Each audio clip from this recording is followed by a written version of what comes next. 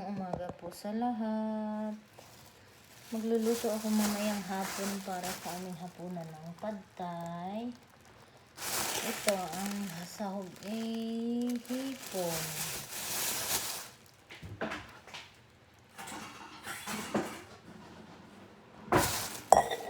Hipon ang sahog.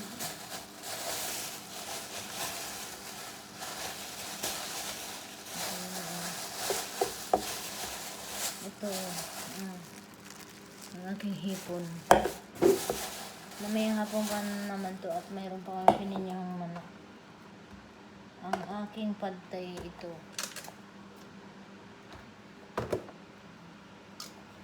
Hindi ko mabuksan. Kailangan putulin ito. Tape.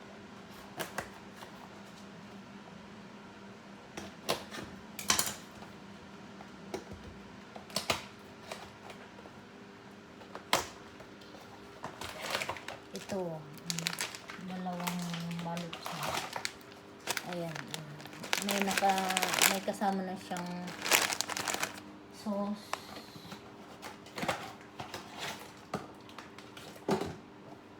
Ito. Kaso lang maanghang yata ito. May sili. May chili. May chili powder na.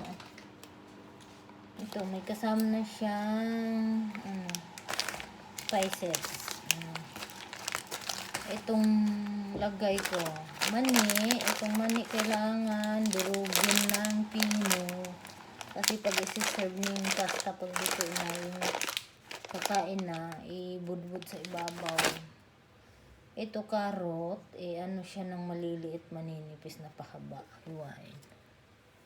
At aking toge, yan, dalawang ng toge. Kasi pag naluto, lumilip. Itong pasta na to, pakuluan ko lang to na parang spaghetti. Tapos, ang aking hipon, tatanggalan ko ng balat at masuka yan. Himayin. Linisin. Tapos, ito hiwain na pahaba na maninipis at maliliit. Ito, dinudurog siya. Pagka na luto na yung pasta, yung aking hipon, carrot at toge, igisa ko sa bawang at sibuyas. Pagkagisa, isama ko na yung itong napakuluan. Ito, kailangan half cook lang kasi pagka ginisa siya kasama dun sa mga sahog, uuubekok na sobrang sa luto, durog-durog.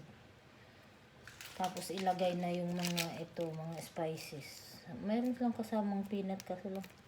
Kunti lang. Basta bumili ako ng isang balot na mani. Tudurugin ko ito, pukpukin o kaya iano ko sa bulot. Ang durog ng pagkain. Para mamayang hapon pa to kasi may pangtanghalian pa namin kami pa na tira.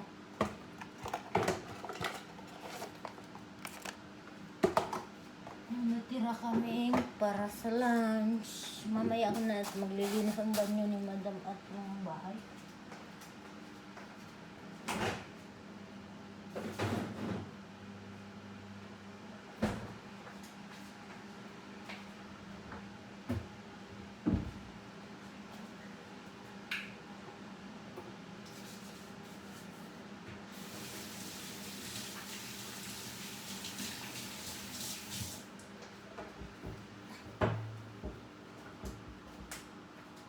Ayun lang guys, magpasta kami ngayon. Hindi lang ang bumili yung pang prito at mayroon pa naman kaming manok.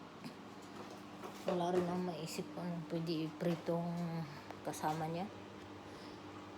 Yung mga bata okay lang na pasta lang. Wag lang ilagay yung yung chili powder kasi maanghang din. Bay mo na, kailangan maglinis ng banyo.